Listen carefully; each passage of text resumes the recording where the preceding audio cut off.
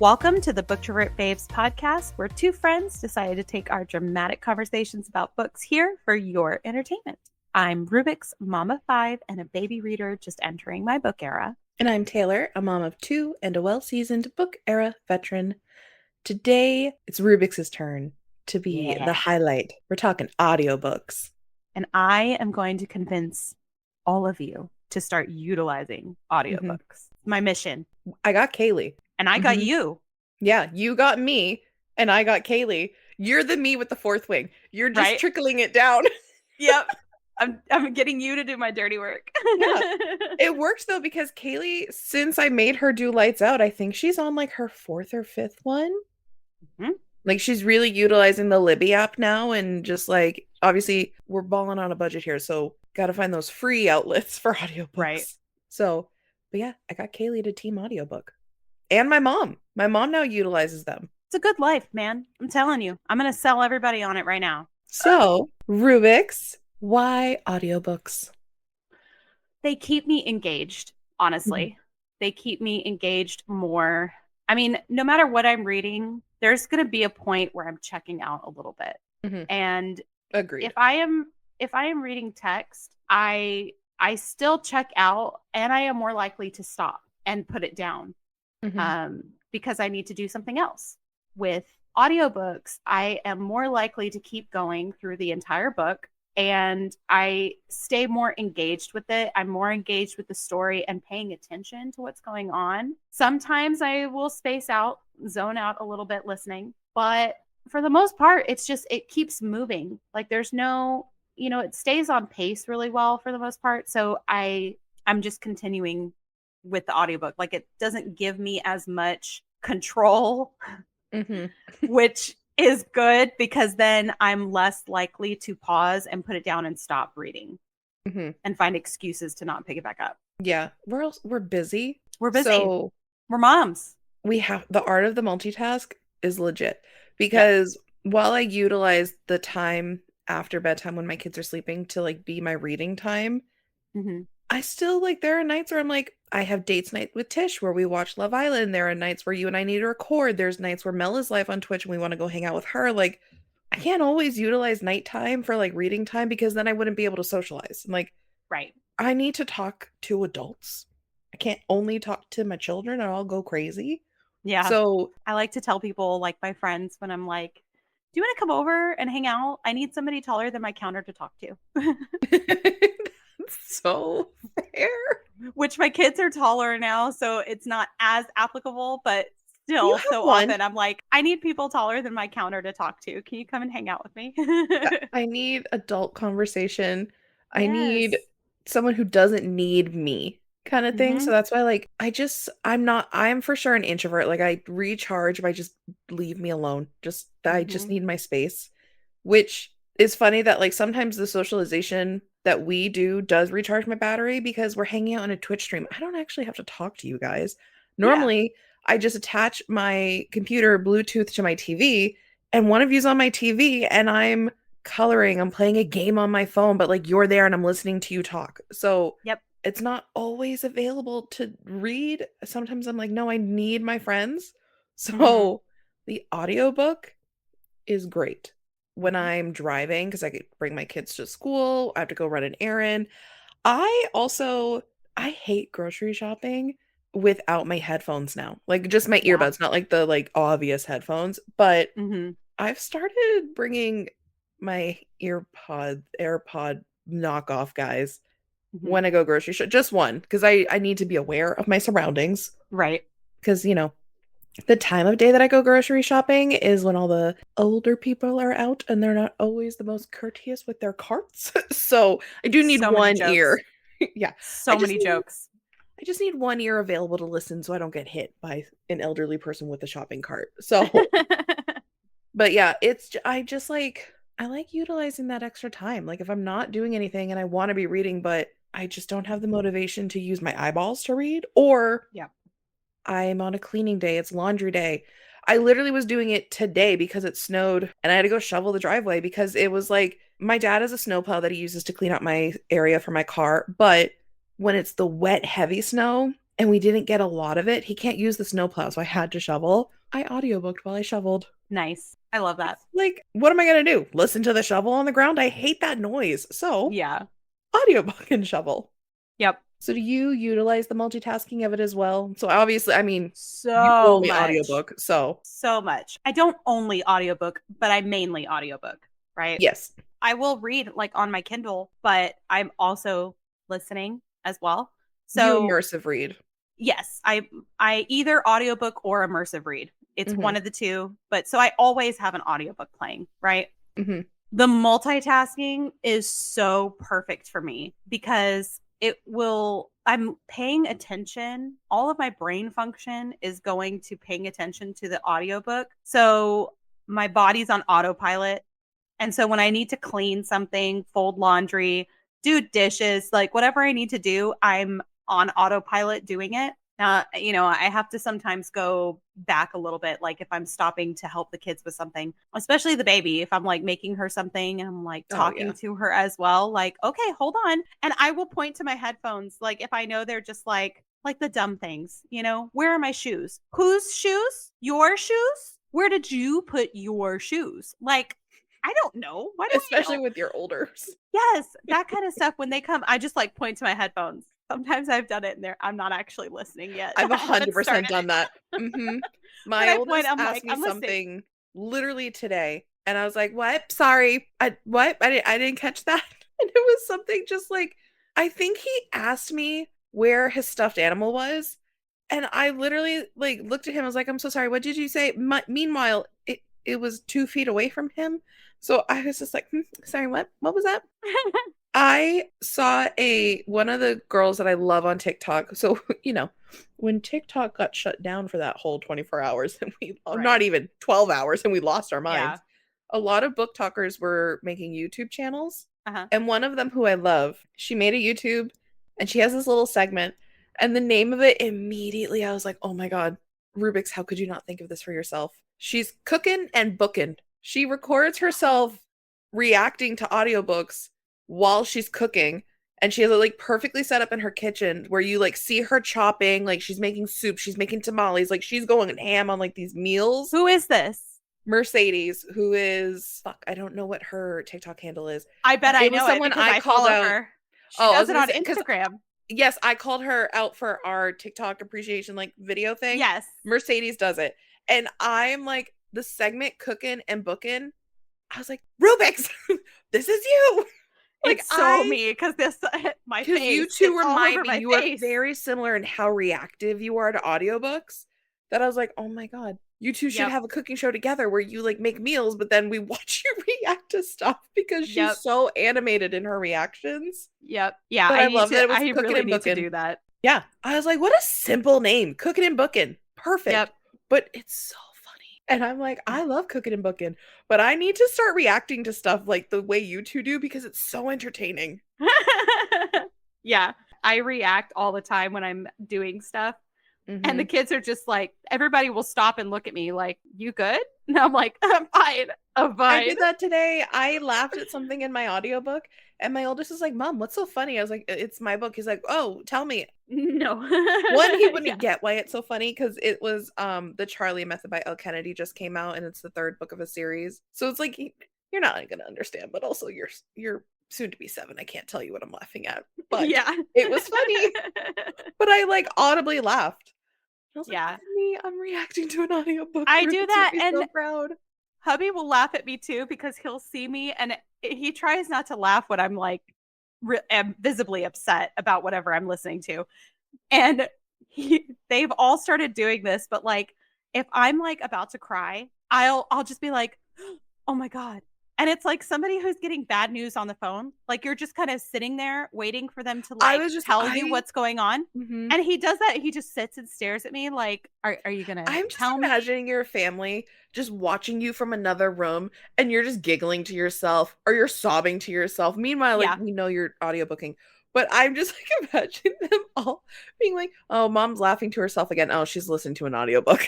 Do you know what they started doing though? Is when I'm crying or like getting choked up about something that I'm listening to and I'm out in front of them, my husband did it once, and Oh now no. my younger kids, not my oldest, because I think she gets it, but the other ones, they all have started doing it as well.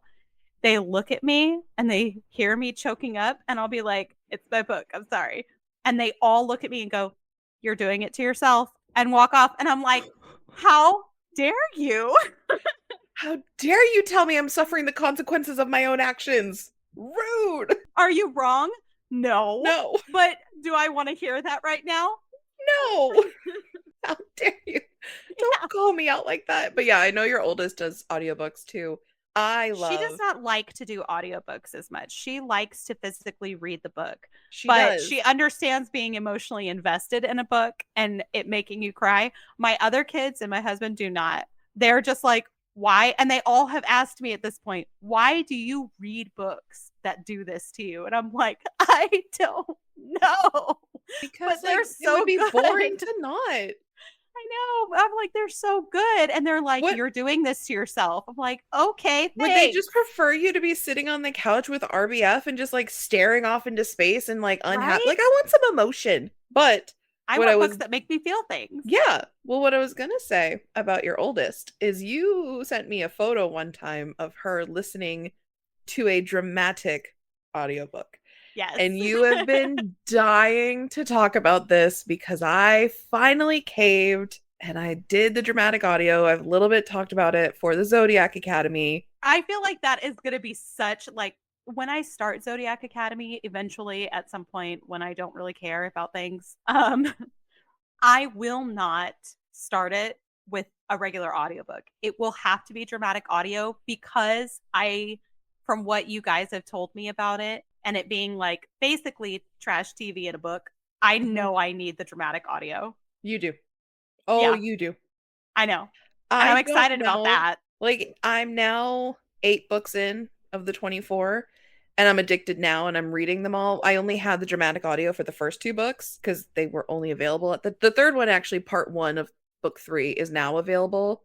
Mm-hmm. Maybe by the time you start the series, all of book 3 will be available, but I did dramatic audio the first one and the second one. Mm-hmm. I hated it for the first one. You told me to keep Mm-hmm. going. So it was Yeah. there, it was free. So I did it again for the second one and I grew to appreciate it. However, I'm never doing dramatic audio again. What? That's a bold statement. I'm not doing dramatic audio for a while. I appreciated a lot about it. I think I've said, and I think it was in a podcast where I said, I liked it because all of the voice actors, there's so many of them. So there's very distinct voice actors for things. Mm-hmm. You hear accents that you don't know, like, are an accent right away because it's said maybe a little bit later, but like you hear them talking. And then there's just like sometimes I feel like in the very first chapter of books, not always, but I feel like sometimes the first chapter is almost like a throwaway chapter where Yeah. I'm trying to figure out what's going on. I'm trying to figure out the world I'm in. I'm trying to figure out the person's POV, like who they are. So the first chapter sometimes for me is like a throwaway chapter. I'm just trying to figure out what the fuck is like what mindset my brain needs to be in for what I'm about to get into. Mm-hmm. The dramatic audio for Zodiac Academy threw me in so quickly. And there were certain things that I appreciated. I was like, oh, had it not been dramatic audio, I might have missed like who's talking right now. Yep. And I like it because now as I'm reading, I still hear those voice actors in my head as I'm reading, and that's fun. Yes. However, there's I'm some not things hearing a reason why you would never do it again. there's some things that I don't need to hear dramatized. Oh, okay. That's fair. With the kind of books you read, I definitely, yeah. But see, I don't read That's all of those. Is there romance in my book? see, Yes. you Is went there to the smut in my extreme. book? Yes. But that's not the Nope, hold on. You assumed. Don't slut shame me now. You assumed. And yes, that was a big factor. No. I've only done it for a fantasy book, so I'm only going to go with fantasy. In fantasy, typically, someone's fighting Mhm. or battling. In Zodiac Academy, there are elements involved. I don't know if it was just my brain. And you know me, I'm in love with ASMR. I fall asleep to ASMR videos currently. That's like my weird fixation right now, or thunder. There are moments where I can just hear water splashing and then I hear grunts because they're fighting. And there are times where I can't tell, are we fighting or are we I felt unsafe at all times. There's not even, this is the thing. This is why I said you assumed there isn't any of those scenes in the first book. Oh. However, the sounds that they make during fight scenes, you would think otherwise. So it's just like sometimes what it's like that episode with Tish where we talked about like he growled. There is a character who's a dragon. That's fine. Mhm. That voice actor can do it. But there was another one who was, I think he's a siren. Why are you growling? Stop that. You're a water thing. You shouldn't be like the dragon can growl, the lion can growl, the vampire I'd even like growl, the werewolf he can growl. That there's sometimes certain voice directions or how they're like adjectives of how they're like talking. It got uncomfy for some of it, and it just was like I'm uncomfortable. I'm in danger. It just was a very weird experience for some of That's it, funny. but it was an experience. And I Yeah. for sure see that intro where it's like a movie in your mind, Yes. For the which was graphic very audio. dramatic. That It's was very dramatic. dramatic. It's very dramatic, it's very corny, and it's very cheesy, but But it's as not many wrong. times as I have tried to describe what graphic audio or dramatized audio is to somebody who's never read one, I can't think of any other way to explain it except it's a movie in your mind, because Yeah, that's and I am exactly not what it is. I'm not an imagery reader. I had no choice but to be an Yeah, imagery reader when I did yeah. dramatic audio, which was fun. It was new experience for me. I think I adjusted better for the second book because now I was more prepared. I knew what I was going into. I don't know. So I I'm know you not want me to hearing do that it you're with like never Fourth going to do it Wing. again. I'm hearing that you're going to be more selective. But I don't know that I'm ever going to do it with the Fourth Wing or Akatar series. And I know that those have dramatic audio. I want you to though so bad. The only reason I would is I just want to hear Tarn. That's it. I'm like, He's great. I don't He's know that I great. want to do it otherwise. And Darna has a sassy little voice. Oh, it's so good. You've got to. You've got to. I don't know that I want to. It was a lot. It was What an if you do it experience. for the reread whenever book 4 comes out? 2027. Sure. By then, hopefully, I'm not such a baby with dramatic audio. It gets easier. Like you get more used to it. You know, if it puts you off a little bit at first, you do get used to it. And I feel like if there's an option for dramatic audio, I go for that because maybe it's because I am an imagery reader and it really Yeah. feeds into the imagery. Like it really It does. does.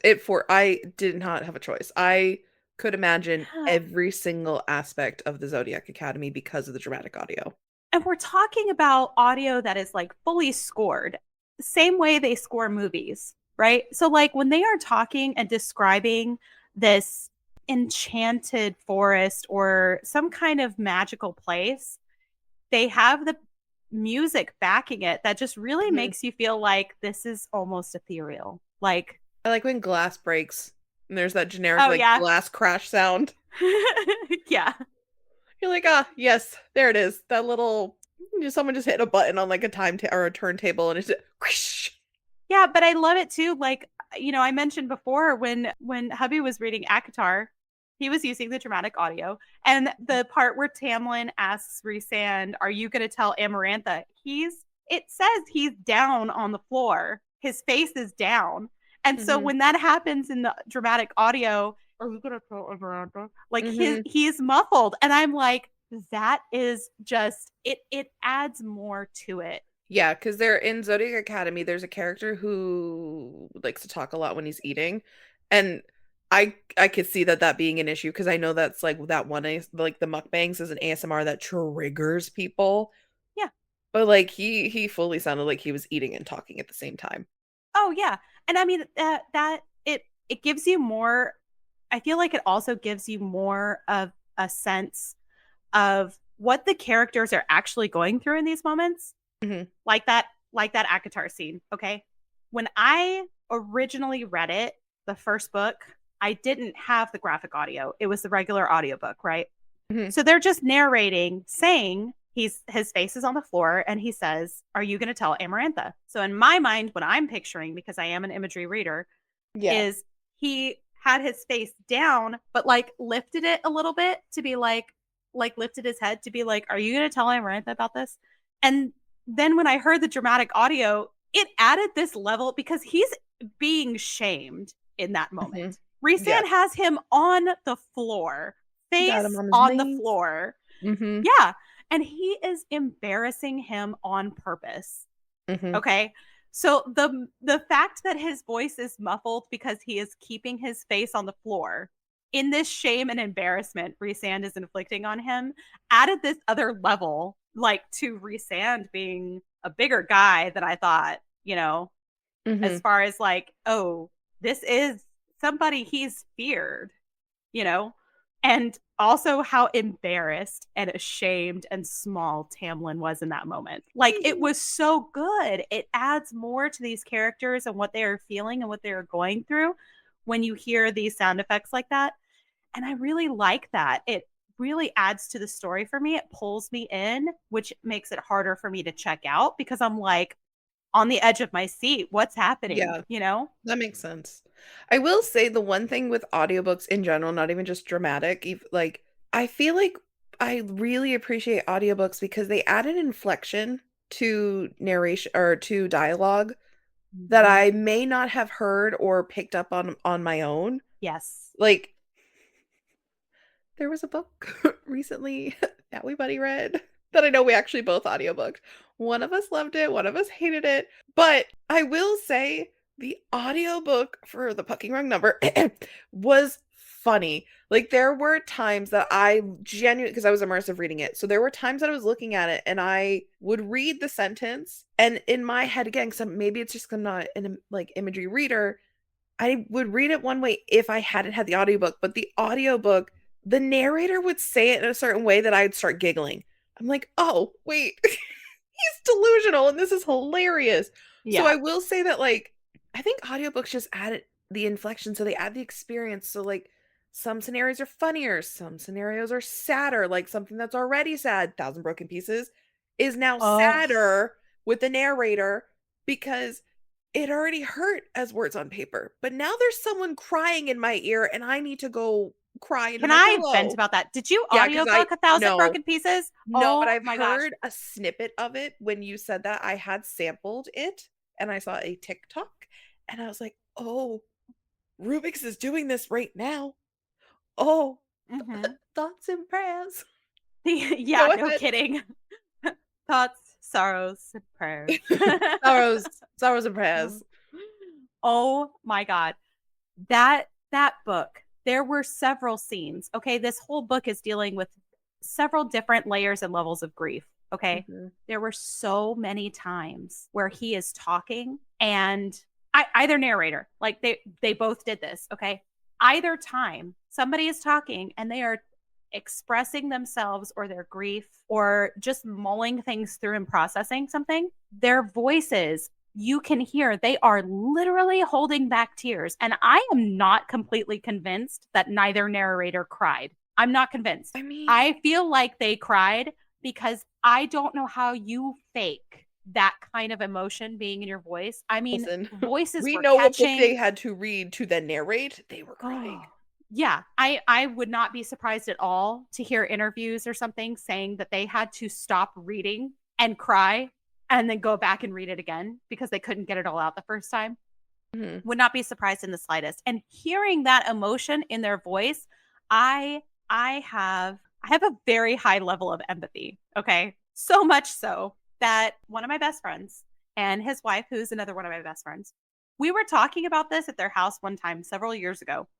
And we were talking about the level of empathies because they are a very matched balance. I was like, I guess I'm empathetic. And they both kind of just laughed and they were like, yeah, because now he has known me for about 20 years now. She has known me since they got together. And she was like, do you remember any of the times that I called you? Like, I just need a shower. Can you come over and watch the kids? Because we lived 5 doors down from each other at one point. And so she's like, I just need to, can you just come sit with the kids so I can just shower? She was very, very pregnant. I walk up to the door and she opens it and she just kind of like had one of those moments where you're just so overwhelmed and she just started to cry. The fact that she was crying, I Made you started cry? crying I'm an immediately. empathetic crier. That's me. I'm an If empathetic someone crier. else cries, I'm going to cry. Yeah. It's like varying degree. If it's my mother, done. I'm out. If it's my sisters, I'm out. If it's you guys, I'm out. Yeah. But like when we watch stuff together, like we have our date nights and we're watching movies, if someone in the movie's crying, I'm crying. Just know I'm crying because I can't see other people cry without My crying. kids, every single time my kids are crying about anything, I will start crying and they'll be like, "Why are you crying?" And I'm like, "Cuz I hate to see you cry." Like I hate that you're Same. crying. It makes me sad. And We literally we were cried together on a watching, Twitch stream. seriously. I saw We you were start and you saw me start, and then we were both just like, yeah. Okay, it's not just me. We're okay.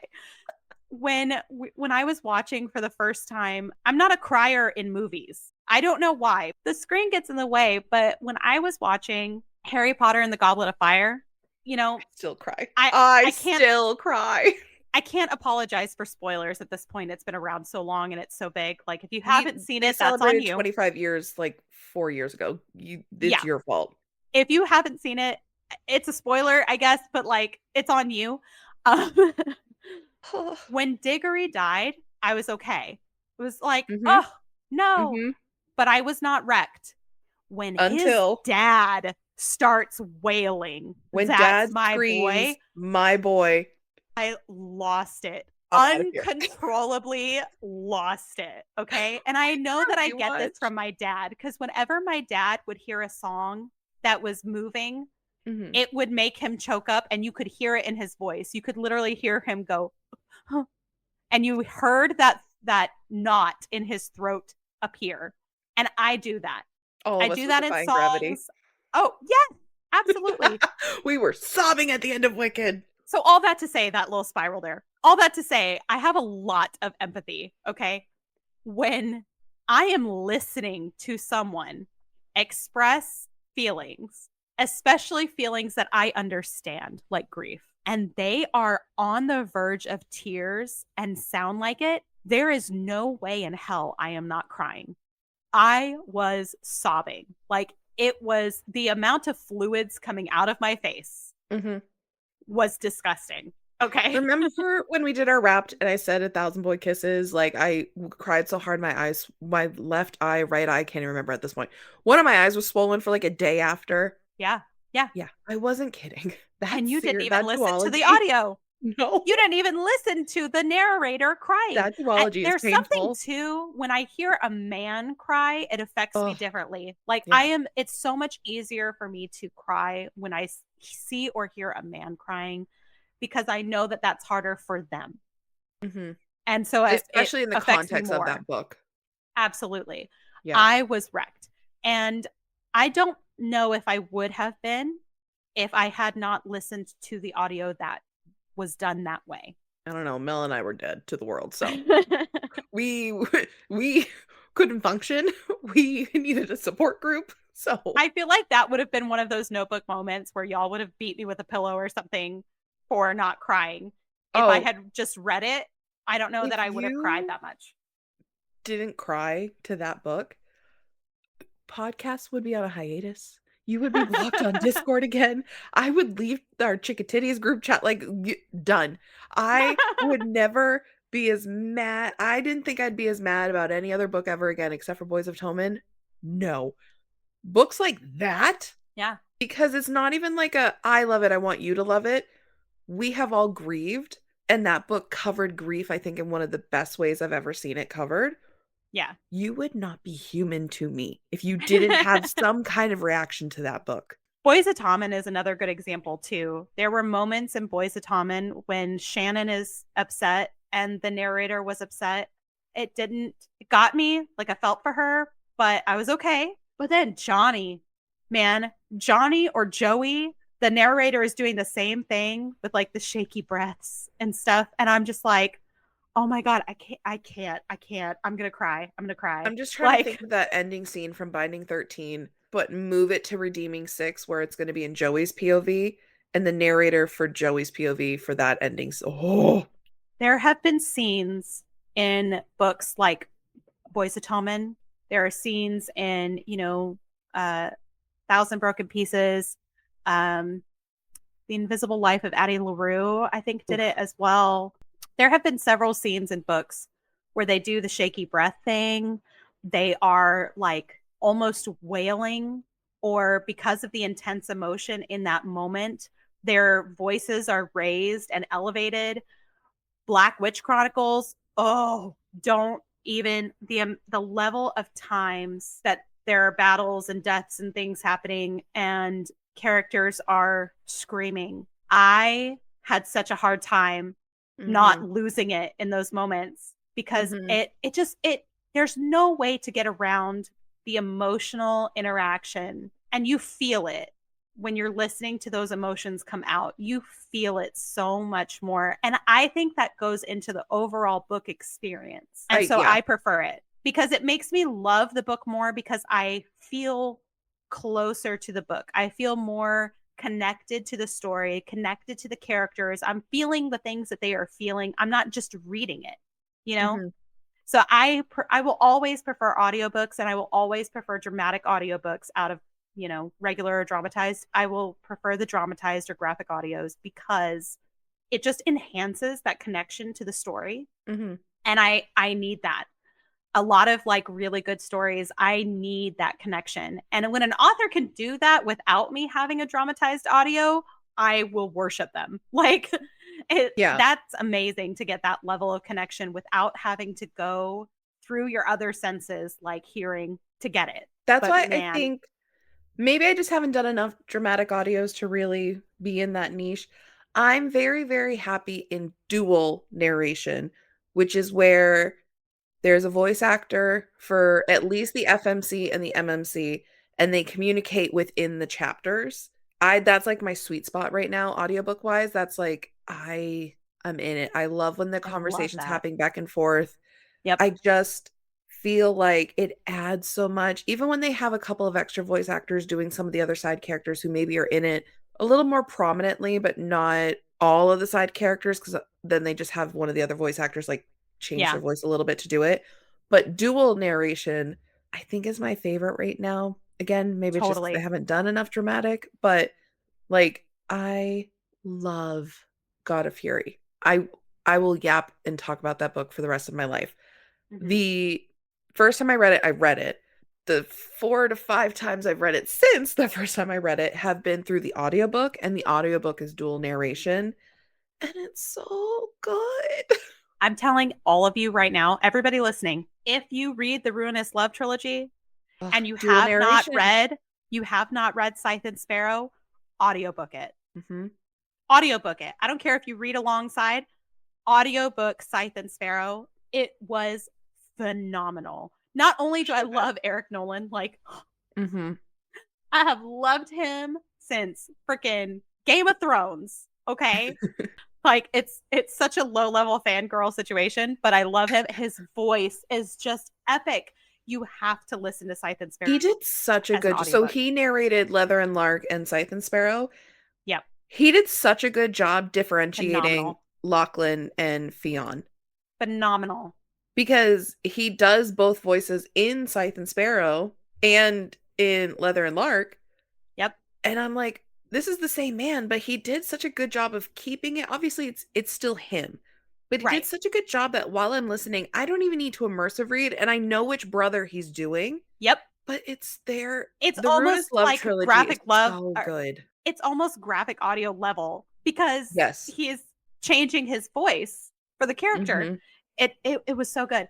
And even if you're not sure about a dual audiobook, just listen to the trigger warnings at the beginning of Scythe and Sparrow. You will make up your mind right away. Any of them, really. I've seen people in like reviews, especially for Butcher and Blackbird, where they're like, I read the book, it was like a 4.25, 4.5. I did the audiobook, a 5. There is something about the narration for those ones that are just so good. Yeah. It just added to it. They do find phenomenal narrators, I will say. Yes. But it's not just the narrators. It is I really believe it's the connection, that extra level of connection that you are getting from listening to these characters tell their stories is so different from just reading it on a page. It is, because there's parts in like, again, I'll just go Butcher and Blackbird because it's the first one. The dual narration I really, really love because I loved Sloane and Rowan's relationship because it was kind of like that slow burn, but they like were so into each other that there are times where they're flirting and I'm like tee I hee know, about the because you're narrators listening to because the they're voices flirting. change. Yep. And you're like, oh, oh. And there is that added element because of the audiobook of it where you're like, I'm listening to them flirt. I'm becoming more invested in this romance because, like, again, the inflection of the narrators are taking these lines that I would read in my head and be like, oh, that's cute. But the narrators, I'm like, they're flirting. Yeah, it's like And it being a may fly not on be the like a wall. flirty line, but it in the narration, it's very flirty. It's like being a fly on the wall in those romantic moments where people tell their love story later. Like you're listening to it, you are the fly on the wall, Yeah, and it is so good. It it's is so so much good. fun. Even some of my Christmas books Oh, yes. were dual narration Oh, okay, yeah. So parts. in dual narration, each narrator takes turns narrating entire sections from their character's perspective. Duet narrations, both narrators are actively involved in every scene. Yes. So Scythe and Duo Sparrow. narration is also considered the same thing. So Scythe and Sparrow is a Okay. duet. Yes. Even in my Christmas books, I read two that were narrated, like dual narration, narrated in duet, whichever you want to call it. There was How My Neighbor Stole Christmas, which was Mhm. a little extra fun because he has an accent. So, Love an love that. accent. And then 25 Reasons I Hate Christmas and Cowboys or whatever. Mhm. Mhm. That was also a duet narration. So did it make the book better? Not necessarily. It made it more bearable. But I mean, those books were also like, I was reading them for what they were, right? It was Mhm. Christmas cheesy, Hallmarky stories.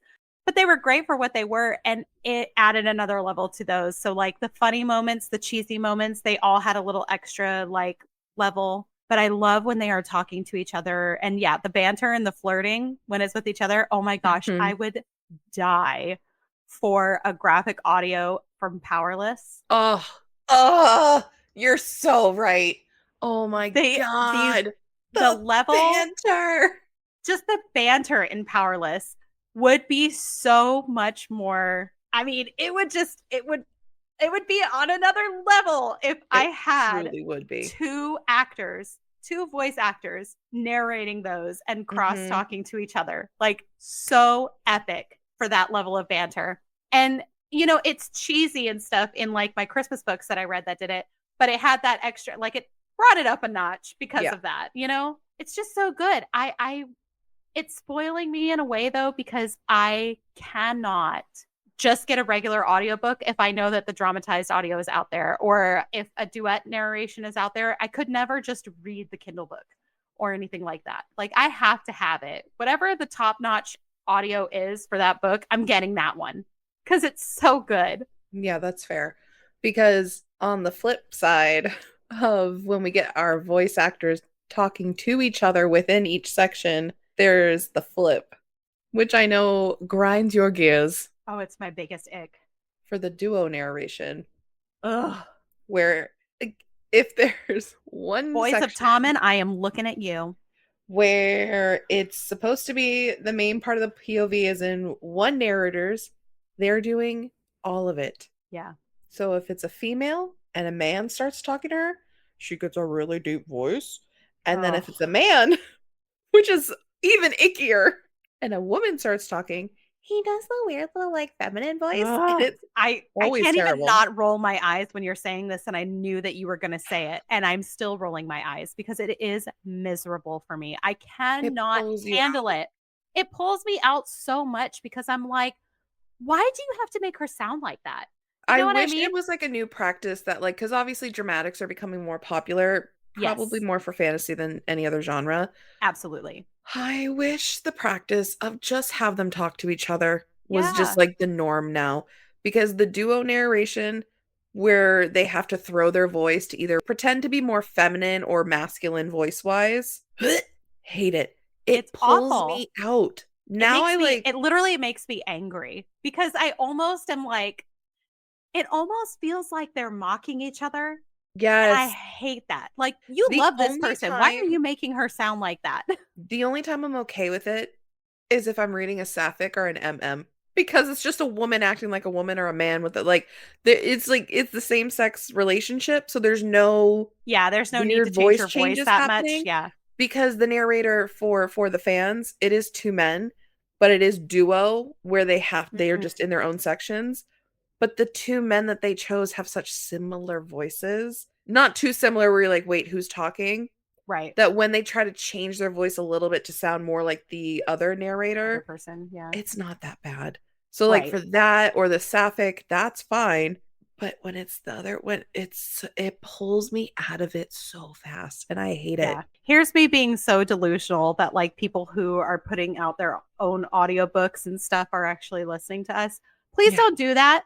Please stop doing that. We hate it. It is miserable. Nobody wants to hear a man make a girl sound like this. Like, no, it's we don't so want to bad. hear that. It is almost If it's a insulting a cost lot of issue, like times. let us know. If it's a book that we love, just let us know. I will start a GoFundMe for you because Yeah. I would prefer to do it that way. I Shit, can't find the guy. I'll listen do the to it girl's voice anymore. for you. I cannot handle it. It is Can't do so it. miserable to me. Like I can't stand it. It's almost borderline insulting to hear somebody purposely like go like this and Yeah. it's like how why? Like that character doesn't come across that way to me at all. Why are you making her sound like that just to make her sound feminine? Especially because we just heard the female narrator Yes. doing it, and then you go to, like, the male narration and his throwing of his voice to be like her, they are nothing alike, Nope. the accents are almost never the same, the inflections are not the same, where I'm like, "I like the female character," but then the minute I go to the audiobook for the man, I hate her because she's irritating in Oh his, yeah. like, version of her. I'll tell you right now, if I ever heard my husband telling a story about something that happened and he made my voice sound like that with something that I said, he would be sleeping on the couch because that bothers me so much. He'd be sleeping on the couch for sure. Like, It's too don't much. make me sound like that. Yeah, the other one is a singular narrator. So just one person who narrates the entire thing. Weirdly, I am more forgiving for them because they're the only one. So there's no It's a like, one woman show, one man yeah, show. Yeah, it's a because little when bit it's more understandable. because there's no issue of how I just said, like if the man goes and he starts doing the woman's voice, but it's completely different from how the woman's been doing it. Because the Black Witch Chronicles, it's just one woman who's doing the entire narration for that. Yes. The Bridgerton series, it's one woman who did every single book. She's the only narrator.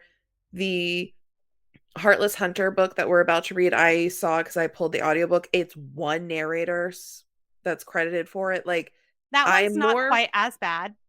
I'm more forgiving if it's a singular narrator because they're picking the voice and that's what they're setting. So then it's like I'm only going to hear this character's voice in that tone. There's no like back and forth for it. So I'm more Yeah. forgiving for the singular narration versus a duo narration. Yeah. I hate third person, but I will say Heartless Oof. Hunter is a little bit easier to have a singular narrator because it's in third person. So Yes, I it's agree. somebody's reading this book to me is what it is. Yeah, because Song of Achilles is third person with a single narrator. Yes. I don't mind. It's not nearly as bad. And I get what you mean too because Song of Achilles, like the way that they voiced both parts of Achilles and Patroclus, like it was fine. It Because wasn't as bad. after I Now, read it, I went back and listened to it. when he starts voicing the Oh, women though, I a couple times it's I was bad. like, I found the audio of some clips of it, and when I was listening, it sounded really good. I will say there was one clip I remember where it was Achilles' mother, and he yeah. did use a very weird, like, whispery voice, and it creeped me the fuck out. Well, no, But she was creepy. well, She yeah, was she's like that the meant to whole be time. creepy, Yeah. but it is from the ones I heard, like, that's fine. And again, it's an MM romance, so it's Yeah. fine. Didn't need any Exactly. extra voices. And Now, most of other the females characters he in voiced that are though, men. yeah, other females that he did voice though were a little like it was a little like, "Oh, why are you making her sound like that?" It's just like if you raise your pitch a little bit to go from here to here, that's all I need. So what I'm hearing is the men are the problem. The men are the problem. No, I'm The just kidding. men are the issue in the I'm going duet full tish right narration. now. I Men. love them. But when they do duo narration and they're pretending to use the women's voices or singular narration and they're pretending to be the women's voices, what the fuck? Do Yeah, we I mean, sound like that to you? That's what I'm saying. It's borderline insulting. But also I absolutely hate when women do it too. Like, I have to make that clear. It's I'm joking saying that it's the men, but it is not just the men, because I swear every single time I have heard a female narrator go like this when he's talking about a guy, you're making him sound like a Neanderthal. Stop it. Just stop it. Like, So we again, don't need this division in our sexes, okay? There's enough of it. We don't need it in my audiobooks, okay? So to all the recording houses, duet narration, please. And then Yes. we will have nothing to bitch about anymore. Just give us Yes. duet narration or dramatic. Give us duet or dramatic. I mean, and honestly, I really do see that being where this is going, because audiobooks are so on the rise right now. And I really do see it going more towards that, because it's just a better experience. The reviews that come out for the books, everybody's like, God, I love the narrators. You know, Yeah. like, it's so good. It just adds that other level of connection. Oh, stop with the narrator changing their voices for the other character. Garbage. Absolute garbage in the bin. I don't know if it's just because I'm an active girly in the book talk community or just amping up my audiobook usage. The girlies are in love with Teddy Hamilton. He's like a famous voice actor for narrations. Oh, and yeah. a couple of other ones, but like I feel like is the most well known. And his company does duet narrations, so it's fantastic. I honestly, 50 to 60% of the books that I've done are because I saw he was the voice actor. I was like, I'm gonna take you. Yep. Literally, a book I read in February was done audiobook wise because it was my 2 favorite male narrators. And I was like, well, I'm listening to that. I have to. Listen, I don't, little fact about Rubix, I do not typically stan celebrities. I don't. I just don't. Like, you're great at what you do. Great job. But I don't typically stan them. My list of, like, my stan list for celebrities is very small. I've got Ryan Reynolds, Gerard Butler, Jason Mraz as far as a musician goes, Jennifer Lawrence. There we go. To say, I want to hear some women here, man. Anna Kendrick. Oh, aside from that list right there, Eric Nolan is on that list. Aside from that list, I really don't stan, like, I really don't go for names. But, like, if you're on that list, I am listening or watching everything you do. I don't care if it's a YouTube interview. I'm watching it because I love these people.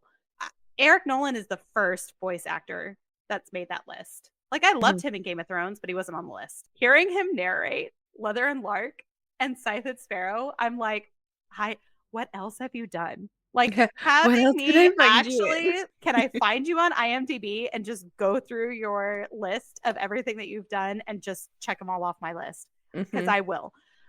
That's where I'm at with these. And I'm slowly getting to, like, where I'm picking up different voice actors. I haven't found any other ones that I really stan. I don't think I've listened to anything Teddy Hamilton's done, but I've heard his name in audiobooks a lot. From me? I think mostly from you, but I've also heard it. I love him. Things. I've also seen it on, like, Instagrams and stuff, and I want to listen to him. I just haven't found the right book yet. But he doesn't do fantasy, as far as I know. I think he mainly does dark romance and romance books. Mainly dark. That checks out. He narrates a lot for, like, Rena Kent, and he did a lot for Elle Kennedy books. It's like he's like, everyone loves him and everyone wants him, so he's in the really popular ones as well. Yeah. But his voice is perfect. I feel like it gives a whole new categories for actors that they could take advantage of, you know? Voice actors need credit, man. Oh, man. Especially the ones who could do a good accent. Give me that all day. It's not just men. Like, I love listening to accents. Could do it all day. Like, Tish, please finish reading Her Soul to Take from me so that I can listen to it in your beautiful voice. Get that? Yeah. She's Australian. I could listen to her talk for days. I could listen to Tish talk all freaking day, every day for the rest of my life and be completely satisfied with where my life goes. I love accents, though. And that, just hearing a book that, you know, like, her accent's Irish, and Boyce Tillman, guy who did Johnny. I mean, all of them did, but just those voices, like, that accent, it really adds, like I said, another layer And it just makes it easier to listen to, Mhm. more fun to listen to. And it's easier for me to put myself in the story. And if you're somebody like me, you're in that story when you are reading it, like it really just brings it all together. So I love the audiobooks with people or narrators that have accents. I have listened to one and I can't remember what it was now, but they were supposed to be in a setting and did not have an accent at all. Oh. And I was like, I literally kept forgetting where we were because I'm Hmm. like, I'm pretty sure they don't sound like that there. Oh, You know, I'm pretty sure that's not right. you're wrong. It took me out of it several times, and I did not care about that book, and I don't even remember which one it was now. But I just remember I was just like, why? If I am reading about a story in Georgia, I want that Southern accent. Mhm. Give it to me. If I Yeah. am reading a story that's happening in Ireland, you give me that Irish accent. It's my favorite. You give it to me. If I am reading about a book and they go to London, I want to hear the main characters in an American accent, and I want to hear everybody that speaks to them in a British accent. Like that, I need that. I Yes. need that to understand more of where I am in Mhm. the story. But yeah, that's my So that's my rant. clearly, if it's a really good narration, dramatic, it pulls us in with the inflections and the emotion, great rating.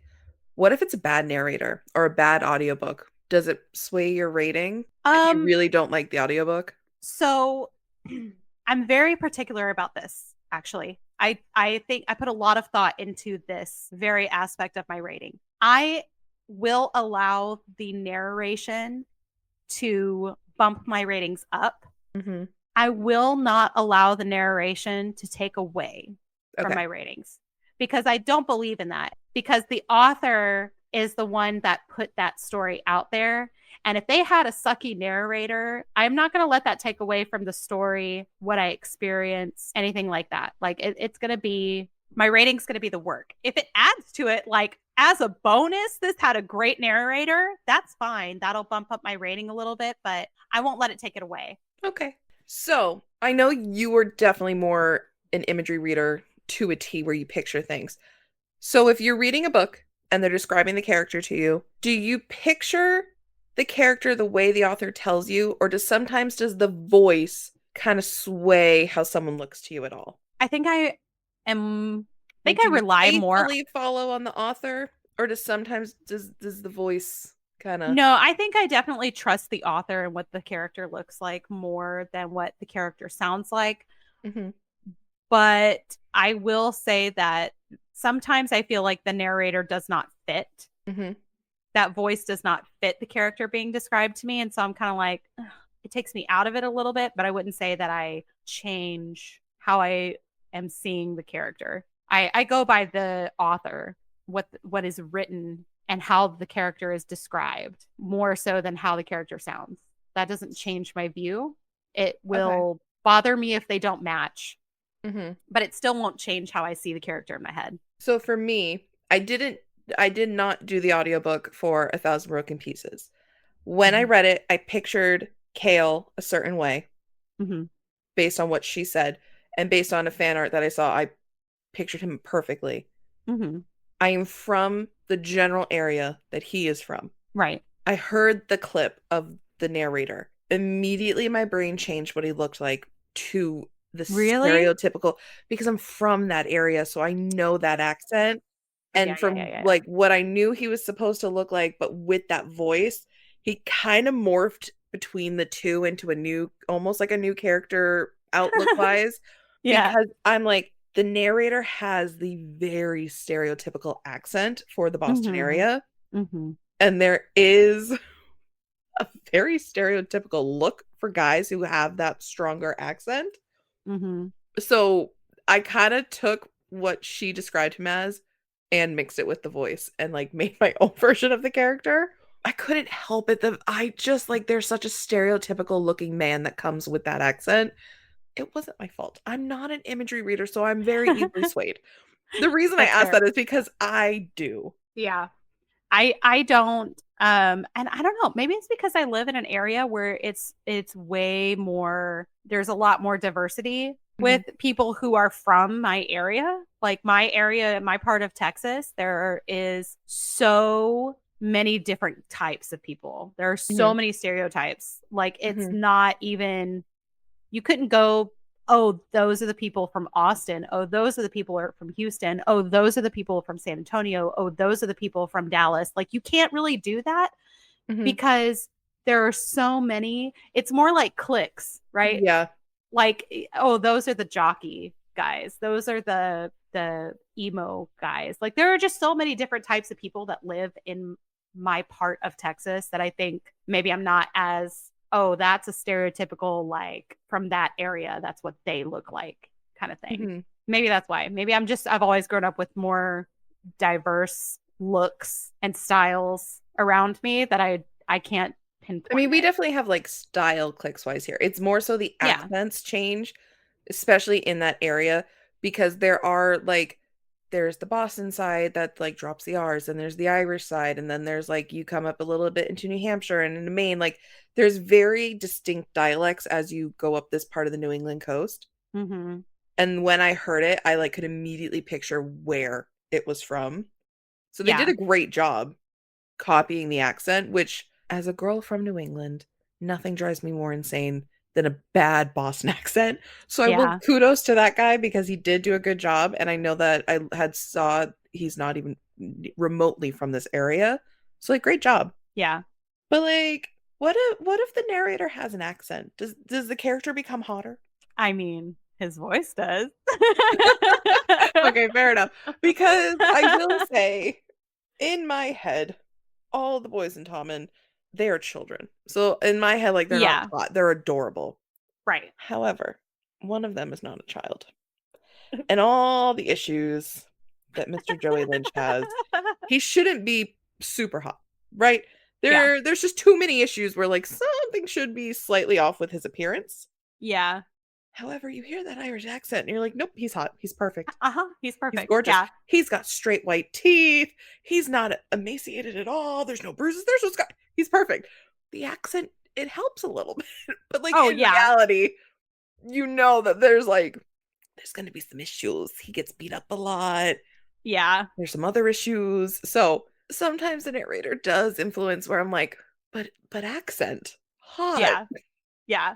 No, I definitely I don't maybe I see it as like I don't think I've read anything where he's described as ordinary looking, or like everybody that we've read is beautiful. Well, like Joey is. Is he? And Joey's described with like his scars and the gaunt look at some point. Well, yeah, but I mean, even somebody who is handsome, but they are just looking gaunt, like those handsome features are still there. So it's okay for me to picture like he's handsome but gaunt, you know? I don't think I've ever read anything where like the author was very specific, like there's nothing especially handsome about this character. You know what? They're ordinary and plain looking, and there are no features that are especially attractive. And that's across all genres. I've never read that. Every genre. Genre. If there's a love interest, he's not ordinary. There's something where you're like, there's something attractive. It's all about his eyes. Yeah, it's he's all got about like silver eyes, or his shoulders, or he's over 6 feet tall. There's nothing that's like, there was nothing special about his looks at all. Wasn't particularly handsome, but I loved him. Like there's none of that. You're not wrong. So Fair enough. But I will say, like, I said it a little bit ago, like I have this thing about accents. I used to make this joke because when I was doing a lot of driving, I use GPS all the time. Okay. Even if I know where I'm going, I use GPS because I still want to see the ETA, and I still want it to redirect me if there are some traffic issues that I'm going to run into, if there's a faster route this way or that way. I still use the GPS everywhere I go, even if I go there on a daily basis. But I always have the audio off. And I used to make this joke that I don't want anybody to tell me how to drive. But if you turned on the audio, like if I'm your talking audio to somebody, had an accent, didn't it? My audio always had an accent, and my joke used to be, no one is going to tell me how to drive, but if they do, they better have an accent. Like they better sound hot if they're going to tell me how to drive. I can't. My mother did real estate And way back when like GPSs were brand new, she used to have one. And we used to screw with her by changing the accent when she would go to do something. And we used to play the game of like which accent is like the bitchiest of telling you what to do. And because she hated it. Like she would do it too, but we would screw with her by messing with the GPS thing because it wasn't like on your phone at the time. God, I'm dating us. It was like the actual, like you had to buy Tom the Toms. GPS. Yes. And we would fuck with the Yep. accents for it. And she hated it. But I do remember we used to be like, we need to find the bitchiest accent and make it that one Yeah. like forever. Yeah. Mm-hmm. That's so funny that you were like, if it's an accent though, tell me how to drive. Go ahead. Yeah. No, you can tell me how to drive all day if you have a hot accent. That's fine. Yeah. I will not. Redirect me where? Yeah, exactly. Whatever Like, you say. don't That's tell me not the where to way I go. want to go, but okay.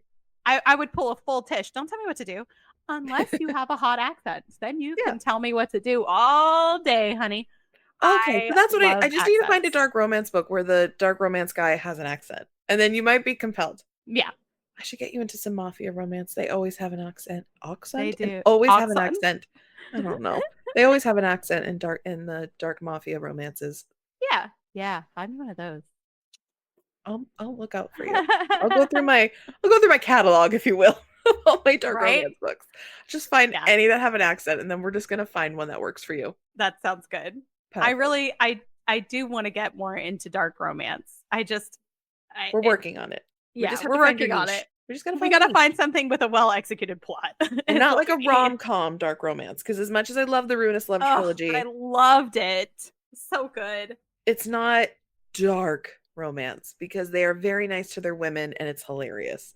We need to find you a dark romance that works. Yeah. Adding my own new bucket list item. We're gonna do it. We're gonna find you a dark romance that works for you. Yeah, you've And then already gotten a couple of 5 stars out of me. Now we gotta move. We gotta yeah, raise the stakes a little. yeah. Just great. Just go to my biggest challenge yet. Find her a 5-star dark romance. That's dark. No pressure. None. So I know we've talked about some that like stand out to us. Do you have any other favorite audiobooks that you have not called out yet?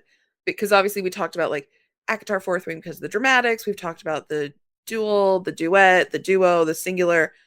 Are there any that stand out to you though that we haven't talked about? I don't know. I feel like those are all my favorite, and Mm-hmm. that's why I use them in examples because they're favorites. I will say that so House of Leaves, because of the way it's written, right? It can't really have an audiobook. Correct. It's too hard because there's too many ways you can read it. You can Mm-hmm. read it with just the footnotes. You can read it without any of the footnotes. You can read it, without going back to the exhibits, or you can read it front to back and read everything, but then you're not going to get to the exhibits, which that's where things like the poems and the letters from, the second narrator's mom, those things are all in the back. So you're not going to get to those until the end, Mm-hmm. or you read them in the middle. There's no audiobook for that. But what there is on YouTube, I had found somebody who was narrating them, who was recording them. He had a very nice voice. It was very easy to listen to, no accent in particular, but he had a very nice voice. And he read them very, very well. Mm-hmm. It was not as fluid as like a professionally done audiobook would have Yeah, been. because it was more of just a passion project if it's on YouTube. Absolutely. Yeah. Yeah. And I enjoyed it. And it Which helped like truly me a read the passion book. project based on how that book is. Yes. Now, I will say I'm curious. Now, my husband still has not finished that book. Or no, did he finally finish the book? I don't think he finished it.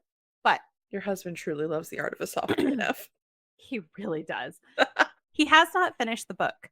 But he was also listening to the audiobook while he was at work because he does overnight security. So there's a lot of time that he can listen to books like that, depending on which part of the job he's doing. If he's just walking around, it's okay for him to be listening to an audiobook, right? Well, when he was getting to the point where it was in the footnotes to go read the letters, that part had not been recorded. Mm, So I recorded them for him. you're so kind. I tried to, y'all. I tried to be the best voice narrator I could be. I listen, I went to theater classes. I worked in a theater company. It was so much fun. I love theater. I love acting. So I tried to channel all of that and do these things. So and this is a woman who's writing letters to her son after having been in a mental institution, who is paranoid and thinks her doctors are out to get her. It was a lot of fun. Okay. It was a lot of fun. Can I have one of them? Not that I'm ever reading this book, but I'm like, I can just see you like getting into character. Oh, I was so into character to the point where he messaged me and was just laughing about it because he was like, whoa. And every single one I sent to him, he's like, great job, baby. Like, that sounded so good. And I'm like, thank you, thank you, thank you. But it was really, really fun. I commend the guy, though, that narrated the rest of it, because I feel like that was a very difficult narration to do. I would have liked to see the book narrated in such a way where it's almost like a playlist, you know, like the exhibits that you're going to go, that they're clearly marked so that you can go back to that chapter, whatever, you know, that specific one, and read it or listen to it and then go back to where you were. But I feel like it would also have to be like a dual narration because of how many narrators there are. Yeah. You know, like you'd have to have Zampano narrating the film about the Navidsons. You'd have to have Johnny and his narration, and then you'd have to have like maybe a more professional sounding narrator for like the editor's footnotes and stuff that are in there. And then the mom, like that would be fun for a cast, but I still commend the guy. Like it would have been, it was an undertaking for him to record those. And I don't think he's done, actually. I think I read the end of that book on my own because he's not finished or wasn't at the time. He wasn't finished recording all the videos. So it's a notable one for me because I appreciate the fact that he attempted it, because that's a really hard book to narrate. Yeah. There we go. But other than that, it was the other ones were all my favorites that I've already mentioned. Those are all the really notable ones. I did like Powerless. That one was read well. Trying to think of something else because I've read so many books. That's why I was curious for you, because you've clearly hit over 100 audiobooks at this point. So yes, yeah, because I was at 69 at the end of 2024, and I'm in the 30s. Yeah. So yeah, I'm probably just about at 100. Yeah, I think those are my main ones, though, that I've already mentioned. Yeah. So mine that I think I've talked about it. This is How I Got Kaylee. The Lights Out, which I know it's on your TBR. It's so good. It's on there. It's the duet style. It's very similar to Ruinous Love trilogy, where it's dark romance rom-com. It is so funny. And that is a book that I know that if I had just read it, it would not have been as high of a rating versus because I did it as an audiobook. Because it's just so fun. Like, I have to double check who the narrator is, because I'm pretty sure it's a guy that I like. He's newer for me, but I've really enjoyed everything he's done. But it reminds me a lot of the Ruinous Love, I think, because it's within that same genre. But it was just so well done. Like, their humor with each other when they're interacting within like chapters. He's at one point, he has to like throw his voice a lot because he's pretending to use like a voice alternator, whatever, like a voice box thing to alternate his voice. Oh, nice. The narrator, like Scream style. The narrator did such a good job doing it, because I think at one point it either gets broken or like gets fucked with, and then he has to like, the character himself has to keep pretending that he's using it. And it's like, it reminds me of in Harry Potter when Helena Bonham Carter has to act as Hermione Granger pretending to be Bellatrix. Like, she is Helena Bonham Carter. So it like, the way it's like an inception of acting, it was like an inception of voice stuff. And I'm like, genius. It was so funny. I was laughing the entire time. And again, it's duet narration, which just adds to why it's so good. That one was probably one of my favorite ones from last year. And then like, I have my other ones that aren't duet narrations, but they're my favorite books. So they become like, I don't even care how the audiobooks, like, for the fans, it's duo. So they're not talking to each other. But I love the book, so I'm like, and I do like the two voice actors they used for it. So I can look past the fact that it's not duet narration. But Yeah. one I recently did, the book's not good. It's not. I think I gave it 3 stars. However, it's my two favorite male voice actors. It's dark romance and it's hockey. So like I had a great time. The book wasn't great, but I had a great time. So Sure. it didn't Yeah. matter. But like it was the same thing. The voice narration was a 5 star, but the book was not. So like for me, it can sway my rating, but it can also not. Because if the book is bad, the book is bad. I'm not gonna let superior narration make a bad book better. But I still had a great time. Yeah. I did think of one. Oh, okay. And you're gonna laugh. And Tish is gonna laugh. It's gonna be great. I I'm so excited for what you're about to say. Continue. Especially if it's me and Tish. So the audiobooks for Ice Planet Barbarians. Please continue. Go ahead. Oh my god, I'm laughing so hard. I can't. My eyeballs are so wet from laughter. Oh, that's not. I thought I because you know said that's Tish and not where my you brain thought I went was dark going. romance, but I I don't know why know. my brain didn't go Ice Planet Barbarian. Listen, I have already said this so many times. That's an experience. It's an experience, okay? And I've already said this so many times. I went into that book thinking weird ass blue alien porn. And was it? Yes.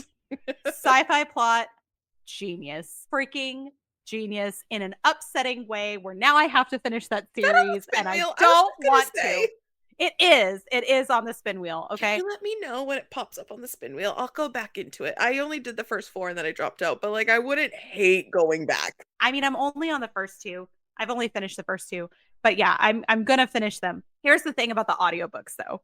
Oh god. Oh yeah. I didn't even think like in my this is the thing. I This was the know you first. audiobooks so much, but then my brain forgets for some reason. Like I know what you've read. How have I never asked you what that audiobook experience was like? I know I've asked you about the book, but it's only just now dawning on me like, "Oh my god, yeah, you audiobooked that." Yeah, I did. And I audiobooked it after Where's my reading a popcorn? whole lot of what could be labeled as young adult closed door romance. Um, Oh god. the eye-opening factor of the smut was like, wow, okay, wow, oh, wow. Like I was saying that a lot because I'm like, whoa, okay. That's where we're at with the level of smut here. Okay, I understand why Tish and Shannon and Taylor wanted me to read this so badly. They wanted this reaction. I get it. I get it. Mhm. Okay. To be fair, it was because it's a sci-fi thing that I was like, "Oh, I'm curious if you've seen something like this," because you were in my head like my sci-fi girly. But yes, I did want the shock value of your first like monster romance. Yes. And Mhm. here's the thing about it. It's What also was we have great that about the one of audiobooks? us goes down, we're going down together. Oh, yeah. What was great about the audiobooks is I think that the narrators did a really great job with their inflection and the actual acting because some narrators they narrate and then some narrators they are voice acting. I see a Mhm. difference in a lot of books. The way that he was always confused and always sounded confused. Oh, yeah, because in the first one they had to deal with the language barrier. The language barrier, yeah, and they don't understand each other. And they did such a great job of being confused. I can I cannot like even when they're talking about like being aroused, like Damn. I there's wish just we were something streaming when different. you read this book because now I'm like, "You know what? Yeah. No, Serpent in the Lake of Night is nothing." y'all would have had a field day with my expressions in this book. But let me tell you, there is I'm one just thinking level through of certain reading. scenes and wanting to have been there. There is a level of reading certain thoughts where you read it and you're like, that's funny. There's something different when you hear a voice actor come close to the microphone and be like, did I just give this guy the alien equivalent of a public handy? Like the way she said it made me laugh hysterically.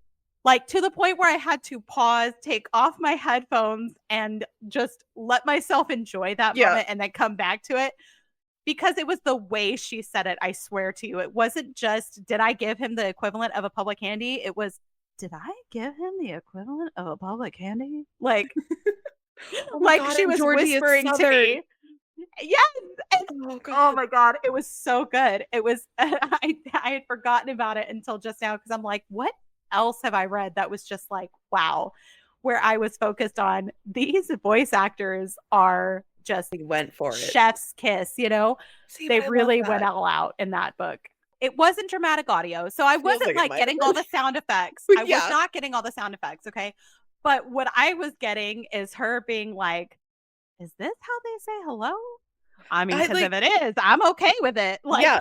Cause I read that on a stream when I was with Mel, and I remember having to hide my face because Shannon knew what I was reading and knew which parts I was at. I was like, Shannon, stop looking at me. Because some of those parts you are like, oh. yeah. Note to self, when I get back into the series for book 5, audiobook. Because now, actually, I read that book in an hour, so I could probably get through the audiobook like within the same amount of time. I should Yes. audiobook the first book again just to like You know what really you should. went through. I really want you to do it. Like, Yeah. just throw it in March. Do it after we get off of the recording, for crying out loud. I mean, just do it. Get through it really quick. You will see what I mean. It's the way they are telling this story that was just so, it added such another level to the comedy of what you're reading. Okay. I found them in my Libby. If you are going to read Ice Planet Barbarians, if you're going to subject yourself to this, I implore you, if you are listening to my voice, commit fully, go for the audiobooks. You won't regret it. It's amazing. But also, PSA, do not listen to these audiobooks in the car on your speaker. No, this is one that I would listen Other to take cars will directions to hear myself. you. Yeah, I need to other be by myself. cars will hear you. Speaking of listening to audiobooks in public, would you like to now hear what my mother did?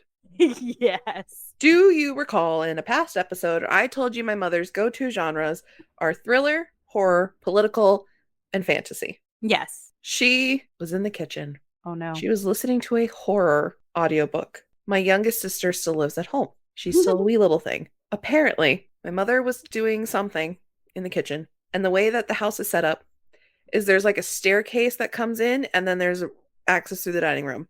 Apparently, she turned around and my sister was there, and she screamed because at the same time that something was happening in her horror book, her daughter miraculously appeared.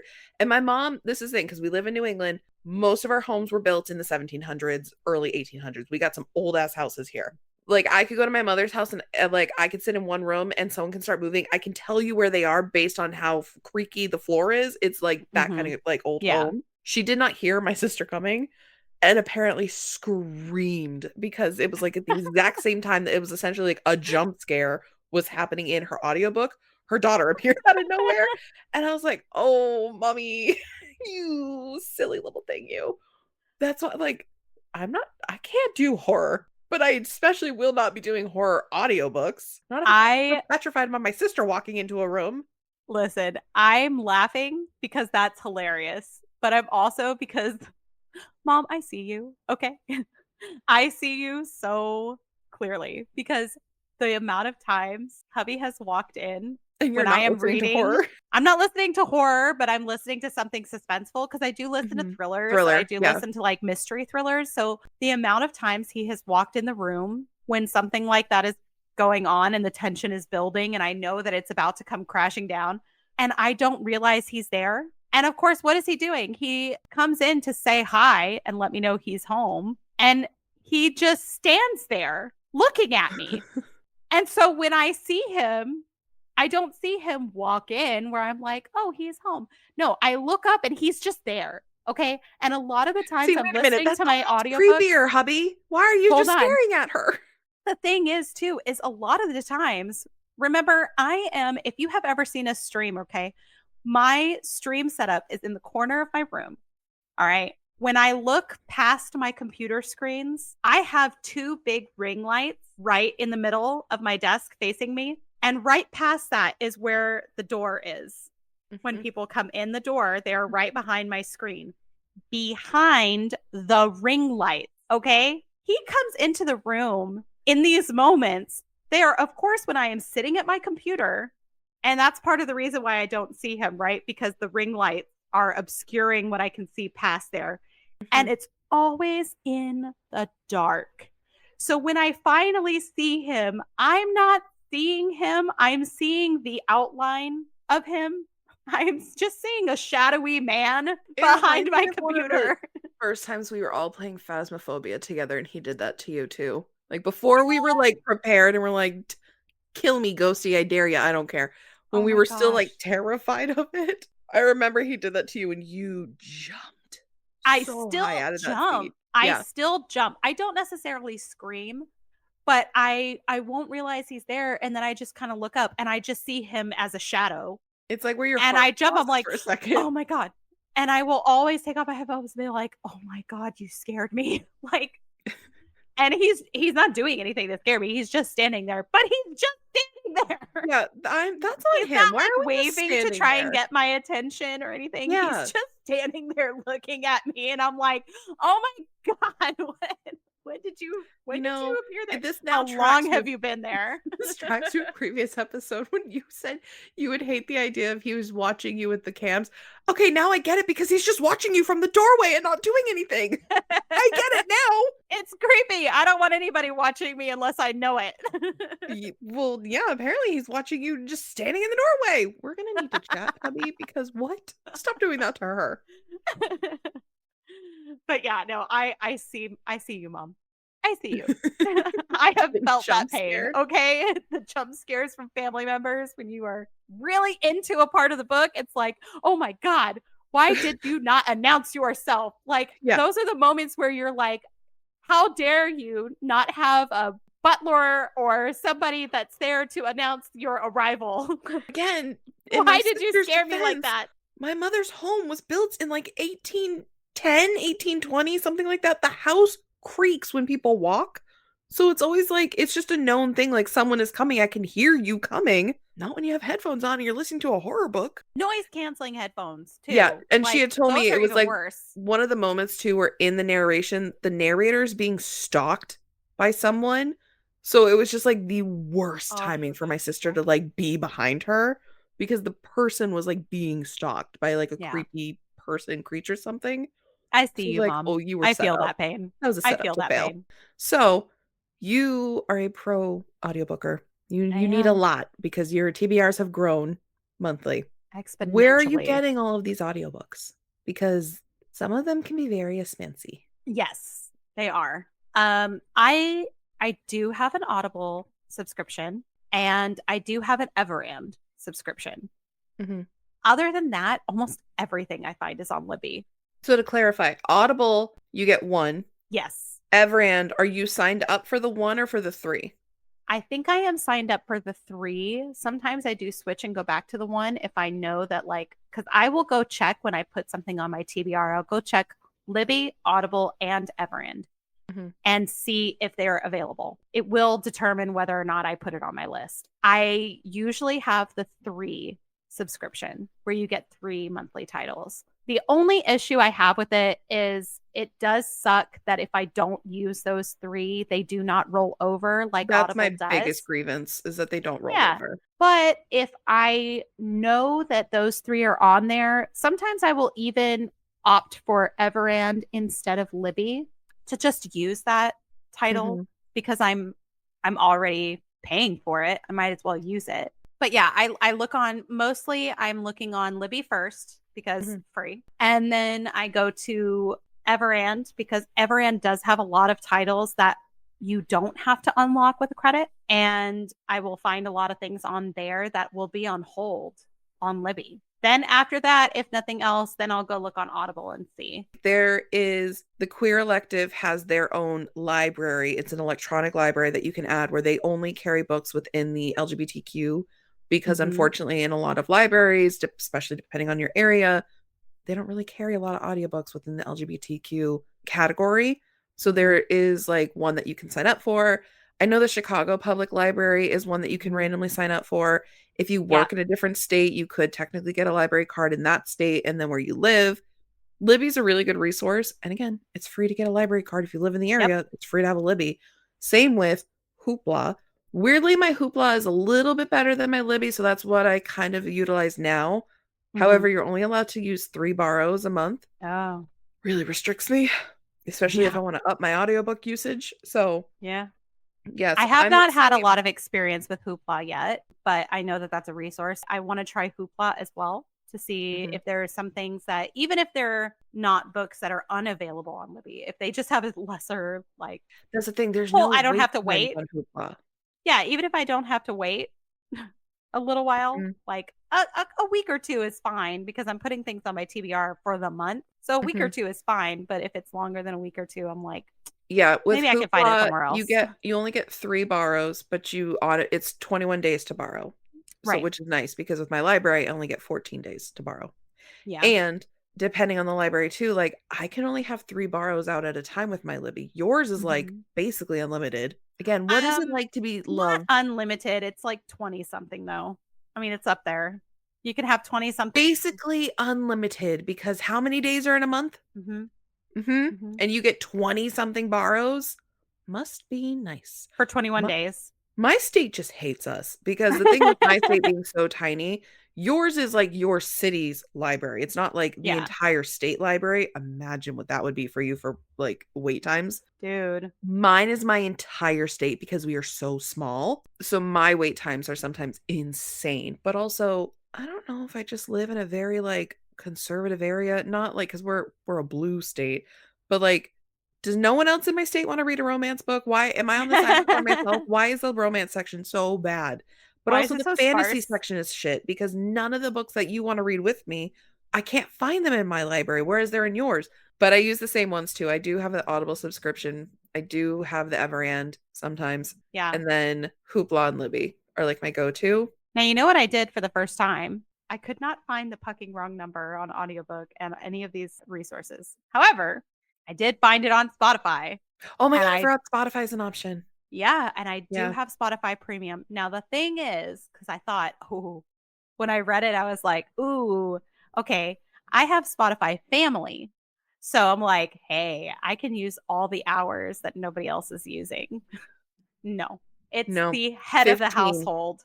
15 Oh, hours for the head of the household on, like, whoever is paying for the yeah.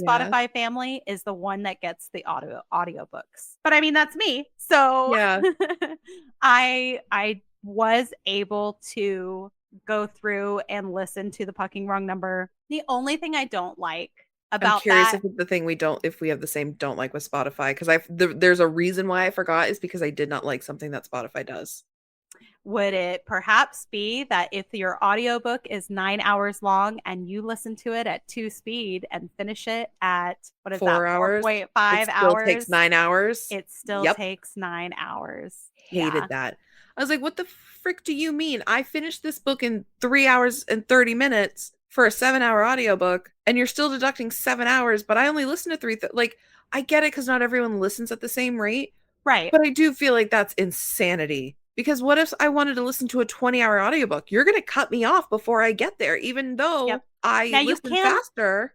you can pay to have more time added Yeah, fuck, if I'm not that is doing the thing. that. I mean, yeah, no, I'm not going to do that either. But I mean, if it did come down to that, you either wait till the next month or you, Which is crazy. yeah. But on the same side, I have to say, I didn't even know that I was paying for that because I was Mm. paying for Spotify Premium so that I don't have to hear ads and I can skip my songs and whatever else. I didn't even know that that was available to me, that I'm already basically paying for it. I did a free trial to do it because there was a book that was on there that I could not find anywhere. So I did the free trial. My free trial's expired. So that's also why I'm not using it because I don't use Spotify. I use YouTube Music Yeah, because yeah. my mom pays for it and I'm on her family account. Yeah. So I don't really care for Now Spotify. YouTube has books, don't they? Don't they have audiobooks? Not the YouTube music. No, they don't have an audiobook. Oh, okay. The Prime machine woman, I'm nervous because I'm in the same room as her. The Alexa I I knew want it to. was gonna do it even if I whispered it, I knew she was gonna hear me. That also comes with like an audiobook, but it's very similar in setup to Spotify where you have an X amount of hours and it's not a book, it's X amount of hours because it's attached to Audible. Oh, okay. Yeah, So that it's makes like sense. Prime Music, you can get it through that. But again, it's attached to Audible, so it doesn't make sense to try and pay for all these extra ones when Sure. it's still Audible at the end of the day. Just get the Audible. Okay. She like randomly just lit up again. I was like, I am not talking to you, madam. Go away. Rude. So we use a bunch of different ones to try and like figure out the audiobook situation, which I'm glad to like learn more resources for it to try and utilize them more. I will say something I like about Audible, even though it is like the $15.99 a month for the one. If you are an Audible member, they do deals all the time. I True. grabbed an audiobook for $1.99 Mm-hmm. because it was on a 1-day 80% off sale. And I was like, that's mine. Audible Black Friday sales, I'm telling you, if anybody is like wishy-washy, get an Audible account in November, do the Black Friday through Cyber Monday sale, and then immediately cancel if you want to. One of our friends, Sasha, got like 30 audiobooks, and I think she spent like $35. Wow. So many audiobooks go on these insane sales from Black That's Friday through awesome. Cyber Monday. Like there's one that I had got it on sale for like $7.99. It was 99 cents during that sale. So That's awesome. I'm like, part of me is like, do I start tucking away now so that way when the Black Friday sale comes back around, I'm just gonna grab me some books. Build your Even wish if they're not in list. the immediate TBR list, I'm just gonna immediately just buy them knowing I want to read them eventually. Yeah, sure. So, but yeah, if you're ever looking for some good sales, just randomly Mm-hmm. sign up in the month of November, grab everything you can, and then cancel your account so you're not paying anymore. But Right. you get to keep all your books that you purchased. Yeah, and I love that I use multiple services for the audiobooks because I will go look on all of them Me too. before Yeah. I pick one. And if it's on Libby, I'm going through Libby. If it's on Everand, then I'll if it's one that I have to use an unlock for, then I will go check Libby first. But if I don't have to use an unlock for it and it's on Everand, I'm going to go that way because I don't have to wait. I like that we essentially have the same like trickle down effect. Libby Yes. slash Hoopla first. Right. Then we go to Everand. Everand. Yep. Then you go to Audible. Then I go to Audible. And then if I have to use a credit and I have a credit, I will. But mostly, like, I'm really picky about using my credits because I know Yeah. that those are books I get to keep. So I want to make sure it's one that I'm really likely going to enjoy. Mine I typically use for pre-orders. Like I pre-ordered Onyx Storm. I pre-ordered Scythe and Sparrow. Right. Like ones that I'm like, I know I want it and I know the audiobook is going to be good. Yep. That's where I typically use my credits. Yes. If it's a series, I Because already know I want it. yeah, and sometimes your credit is $15.99. Sometimes the book is only like $11.99. That's another thing I kind of factor. Like, if the book is cheaper than my credit was, I am not using a credit on a book that was cheaper to just buy the book. Like, Then the then the credit credit. is going to an expensive book or a pre-order Absolutely. Yeah. because we're frugal bitches when we need to be. We are. We are. We're I on would cheap. rather get the free one, but if I have to spend money, I'm cutting every corner possible and I'm using Absolutely. it wisely. I do the same thing. Okay, so to conclude, if we were to drag some more besties into the world of audiobooks, do you have any suggestions for the newbies out there? For the dramatized audio, I'll do that first. Okay. Mhm. Now I'm still new. Okay. But for new graphic audio readers or dramatized audio readers, if you have not read ACOTAR, but you think you want to, like that's something you've been looking at and you just haven't pulled the trigger on it yet, do the graphic audio. Same thing for Fourth Wing. If you have been thinking about it and you just haven't pulled the trigger and we haven't convinced you with how much we've argued about it by now, do the graphic audio.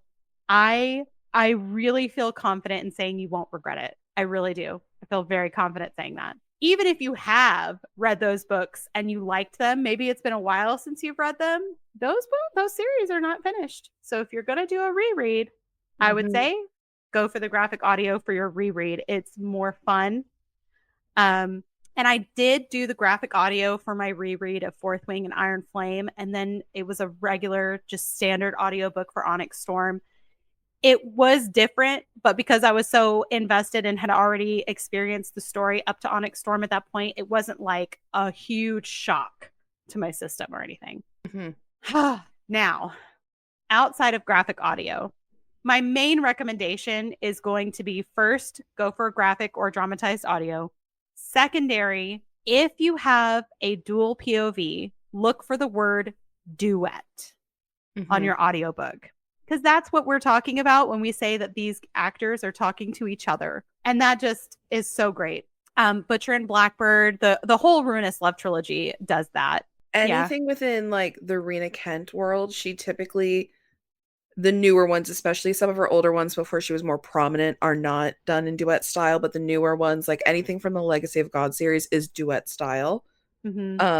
I do think that experience is, it's just more fun to do, especially if you're trying to get into something maybe that especially because these are such big series, like they are popular series.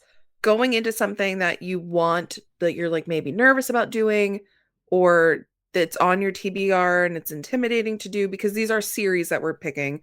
I think going in and getting a good audiobook, it's really, it'll help you into it, because like for yours, they're fantasy. For mine, it's dark romance. Because again, one that I haven't talked about yet. Oh no. That is not a duet, but it is duo. Right? Yep.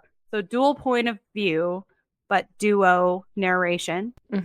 And a fantastic audiobook read. One Dark Window and Two Twisted Crowns. Oh. I don't know why I didn't mention this earlier, but I'll say it now. If you have not read those books, do the audiobooks. Just do it. Because when I tell you the nightmare, all of the nightmares dialogue in One Dark Window, the voice was done well. Okay. It was the voice actor just changing the voice a little bit. Not a lot, just a little bit. But it was perfection. And it was so good. And it was everything that I needed from that book to make me enjoy it as much as I did. So that was a great audiobook also. I don't know if I have any other like specific ones, but I just think that if you are trying to get into reading in general, and you are trying to get to a point where you can read more books, like if you're trying to beef up your numbers, go for the audiobooks, man. You can listen to them doing anything else that you are normally doing where you cannot sit down and hold a book and read, or hold a Kindle and read. Just do audiobook while you are doing the dishes and doing laundry and cleaning the house and driving to and from work, or driving to and from the store, or at the grocery store. Like, audiobook your way through life. Jonathan Bailey, can we rewrite that song? Thank you. Listening through life. I don't know. It's just so good for somebody who is not already a dedicated reader. If you are trying to get into there like me, and you're a baby reader, trying to beef up those numbers, experience more stories, and your main grievance is you just don't have enough time to sit down and read all of these books, audiobook.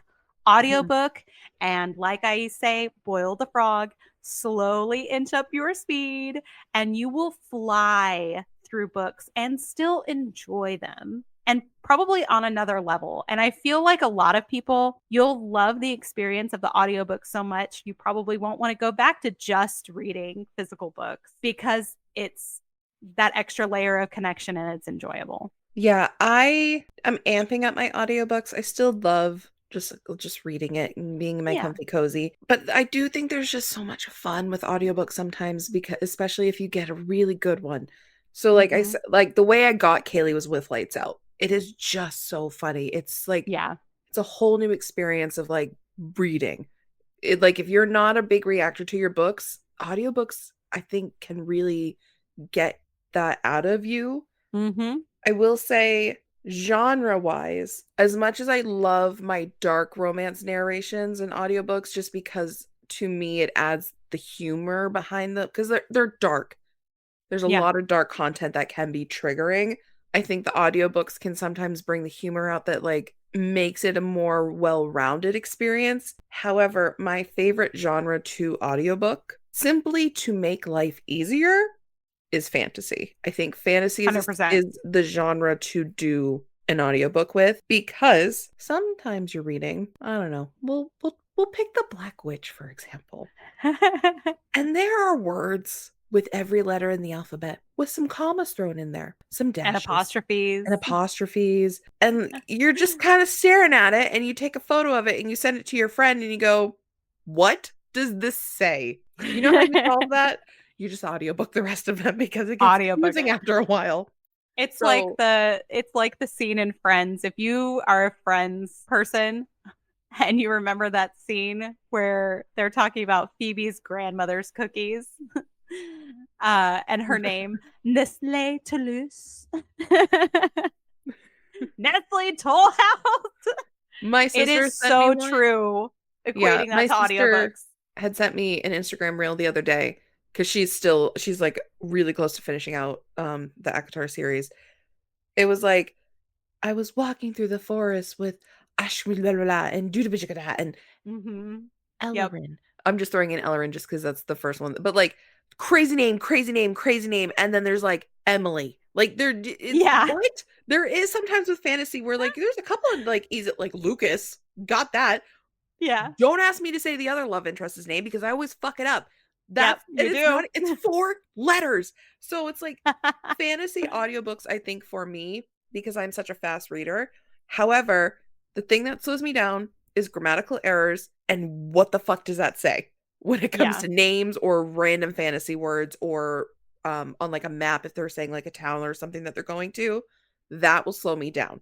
Mm-hmm. And because I'm a fast reader, it annoys me if something's slowing me down because in my head I'm like, you're fucking up production here and I'm trying to do something like what is happening? So audiobooks and fantasy for me is just to help me better Yes. understand because there was something you had sent me where it was like something something something because it was like comparing like people reading and it was like the audiobook listeners like, well, at least I know how to pronounce the names. Like something Yep. I can't remember what you sent me, but I do that part stands out to me of like, yeah, no, Yep. audiobook readers know how to say the names. 100%. Like we know because they do the research for us to Yeah. find out how to say the names when they're going to narrate the book. The author's like, nope, that's not how you say that. They did that for us. We don't have to go through like searching how to pronounce something. We just listen and we've got Yeah. it. And it takes that level of frustration away from having to repeat things. Like you can say it because you're hearing it. It's a lot easier. Yeah, I get that. Fantasy is definitely go for the audiobooks. Mm-hmm. Yeah. So I would say fantasy, dark romance are like my go-to genres to look for the audiobook. Because the thing with like just fluffy romance, contemporary romance, I can fly through those without the audiobook. And Yeah. I don't know necessarily that an audiobook would massively enhance the experience. I'm sure they're very cute and they have the teehee moments are extra like feet kicking worthy. But for like an added experience, I think contemporary is already pretty cute without the It voice is. behind Yeah. it. So that's why I think fantasy and dark romance for me, because those are like my big genres I would say are contemporary, dark, and fantasy. Fantasy because I need the assistance. Dark romance because it adds the well-rounded like hee-hees when you're in the Mm-hmm. dark of it. It makes it a little bit lighter. Yes. Yeah. Yeah. Because the one dark romance that I'm keeping that I think I can get a 5-star out of you for, it's Duet. I think it'll work for you because it is a dark romance. There is dark themes, dark things are happening. However, they are not doing dark things to each other. Oh, okay. I think that's your line. Okay. The more I think about it and the more things, I think your line is when they're being toxic to each other or doing bad things to each other. To get a 5-star out of you, I think the toxicity needs to be happening outside. Okay. Like not necessarily a bully romance. I have to avoid bully. I don't think I'm going to get a Yeah. 5-star bully out of you. No. So No, because there's that bothers one I me. have in theory that I have in mind. Okay. However, it's in a series and it's not the first or second or third book in the series. So, Oh God. and it's also an That's MM. fine. I love a series. I will read it to get to that. Yes. The entire series, I don't think I'm getting a 5-star out of you. There's Mm-hmm. one book in the series that I think I could get a 5-star. Okay. So we'll see. Because I think the formula behind that particular one, with all your grievances that you've had in other past dark romances, or just tropes in general that you don't necessarily like, I Mm-hmm. think this one could fit for Okay. potentially could get the 5-star. Yeah, I don't think any other book in the series will get it though. that's fine. I'll So, read it to get to that book. okay. I mean, it's essentially what I did too. I read the rest of the series because I wanted to get to that book. Yeah. And Tish did too. And Ryan. I will say I have one more recommendation, and Okay. it's very, very general. Okay. I think also if you are a newer reader and you are looking to have If you're one of those healthy people What's mentally, that? I don't know. Mentally healthy? If you are a mentally healthy person, if you are seeing all of us readers on the side who are falling apart because of the emotional, gut wrenching things that we are reading, and you've read a few and you're just like, wow, it just didn't hit me like that. Audiobook things that are already said to be emotional. I don't want to give specifics because there are lots of trigger warnings involved. Mm-hmm. With a lot of these, but if you are looking for a book to make you cry, to have emotional reactions where you are mad and angry and like ready to scream, like you want to be that into a book, audiobook it. No, not a specific book, just in general. If you're looking to have that kind of a connection to a book, audiobook it. Mm-hmm. Because I the thought way of that the narrators are telling the story is going to enhance that connection that you're looking for. Yeah, I agree. I thought of a contemporary book. Oh, I forgot that I did it as an audiobook. I just went through my Audible library and I was like, oh my God, I did do that one. It is duo, so they are not interacting within it. But I vividly remember how snarky they were and how like it was entertaining. And I remember that they weren't obnoxious when they were doing the voices. okay. Out on a Limb. Oh, that was so good. The I audiobook for Out on a audiobooked that. Limb was so cute. I remember thinking like the female, her snarkiness Yeah. was so cute. And Yeah, then even like she's her adorable. spirals are endearing. Like it Yes. really, I loved that book, but I do think the audiobook kind of did add like an element of her snarkiness because she is a funny character too. Yeah. Because the book is called Out on a Limb because there are some limb issues Right. that are involved, and her humor behind it, like you can sense it in the book, but there's something about the audiobook where her snarkiness of her humor with it just adds to, Oh, yeah. she's a hilarious character. For sure. Every time you give a suggestion, I'm like, oh, yeah, that We're makes just sense. gonna This one too. I know. We're just going to keep doing this. because I was like, I want to get at least one contemporary, but I really don't audiobook a lot of contemporaries. So I was like, let me just look at my Audible library. And it's literally one of 2 contemporary books that I've ever audiobooked. And that one was adorable. Also, I love that book. So I have a very specific recommendation. Oh, okay. And this is going to be very fun for me. Excited. I am, because I had forgotten this fact until we were talking about it. I talked about it in December, and I asked you to read a book because of the one that I read. I have not read it yet, and it's going to be a buddy read, and I need it to be a buddy read with definitely you and me. Hopefully, I can get Mel on board as well. Oh.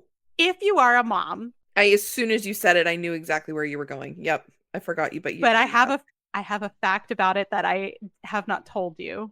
Oh, okay. That takes it to another level. Okay. Oh gosh. Okay. If you are a mom, I do not care what age your kids are, because I guarantee you it doesn't matter. You will relate, either remembering when your kids were these ages or if you have them in the ages now.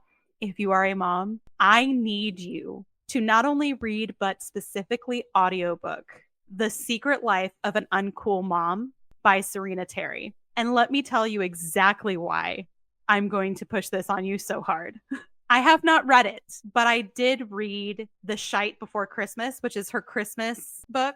And the Christmas book I loved. It is 4.5 stars on Audible ratings. The audiobook is, right? The original book, The Secret Life of the Uncool Mom, is, I think, currently sitting at 5 stars. The author narrated these books. They take place in Ireland. She has an Irish accent. It checks all these freaking boxes. But when I tell you, if you are a mom, you will relate so hard to everything she says in this book. And I loved, and this is what made me think of it, what you were saying, like the way that she writes it and reads it. Like she has those mom moments where like your brain is so scattered and you're thinking of a million things at the same time and processing through like, well, I have to do this, which means I have to do this. And then I have to do this. And oh my gosh, now the baby's throwing up. Like she does that in her book with an Irish accent. And it is phenomenal reading. Like it was so funny. I was laughing out loud so much during that read. I'm so excited to read The Secret Life of the Uncool Mom because I loved the Christmas one. And I'm actually a little mad that I read the Christmas one first because I read them out of order. And that is not something I do on purpose. I love the fact that the author narrated it because one, her voice is amazing. It's so good to listen to. but she knows exactly how she intended things to come across, and she executes so well. Like, even the sass of her teenage daughter was just chef's kiss. Like, it was so perfect. So yeah, that's my biggest probably recommendation now that I'm thinking about it, is if you are a mom, please read Serena Terry's books, The Secret Life of an Uncool Mom and The Shite Before Christmas. So good. Yes. If we do end up buddy reading that, I will make sure I do audiobook for it. You have to. It's so good. Okay. You pulled my arm. Now we just have to get Mel on board. Yes. Because I think she'll love it too. For her. So good. Okay. I guess I've been compelled to do it. Just don't ask me to do it anytime soon. That's fine. But it's going to be really fun when we do it, I'm pretty sure. Well, thanks for hanging out with us today. We hope you enjoyed the vibes. If you want to keep up to date with us, make sure you are following us on our Instagram. And if you want to watch us live, head over to Twitch for the Booktrovert babes. We like to debate a lot and we love chat input. And if you miss it, make sure you go over to YouTube because you can watch it there as well. Till next time, you are awesome. You are doing great. We love you. Now stop stalling. And go listen to an audiobook. Yeah. Bye. Bye.